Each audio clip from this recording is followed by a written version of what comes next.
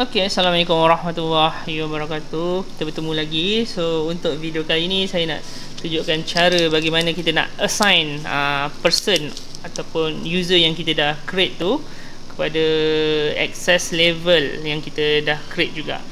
So sekarang ni kalau kita review balik, kita dah ada seorang, dan kita pun dah ada access level yang nama dia permission to access all door. Okay, so dia ada dua cara. Satu, first kali kita boleh pergi ke person, kita pergi ke orang ni, klik sini lah nombor ID ni. So kita boleh pergi ke access level sini dan kita boleh assign kat bawah ni. Right, tick, assign dan save. Okay, itu yang nombor pertama lah. Kedua, yang cara tadi boleh untuk seorang dua orang boleh lah. Kalau ada 100 orang, jenuh lah nak tick satu-satu. So untuk cara yang kedua, kita boleh pergi kat sini, access control. So kat sini assign access level. So kita boleh assign by access level, assign by department, ataupun assign by person. Kita boleh assign juga by group. Okay, so untuk contoh kali ni kita dah buat sini satu.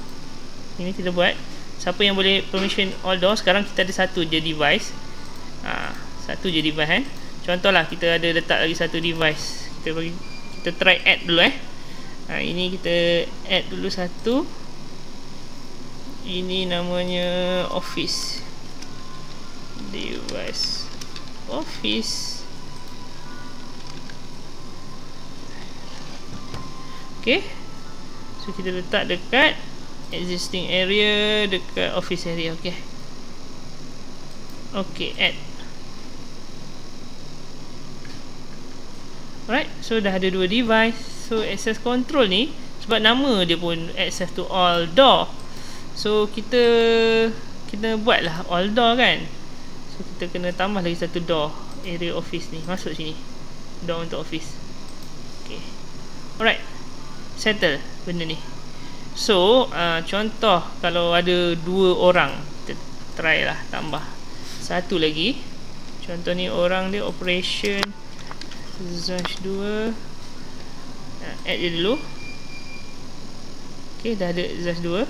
So let's say ada dua orang dan kita nak add assign. So kalau ada dua orang, kita boleh assign by department ataupun group. Kita buat satu group, dalam group tu ada dua orang tu.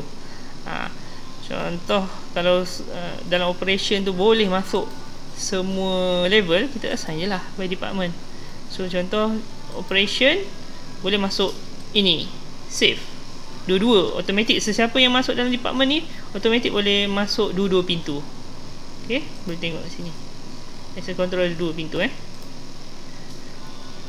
tu kalau assign by department. Kalau assign by level pun sama jugalah, just klik sini, kita tick siapa yang kita nak add. Okay, ataupun person pun sama. Siapa yang ada kat sini, tick. Okay, so itu saja untuk video kali ini. Sekian, terima kasih.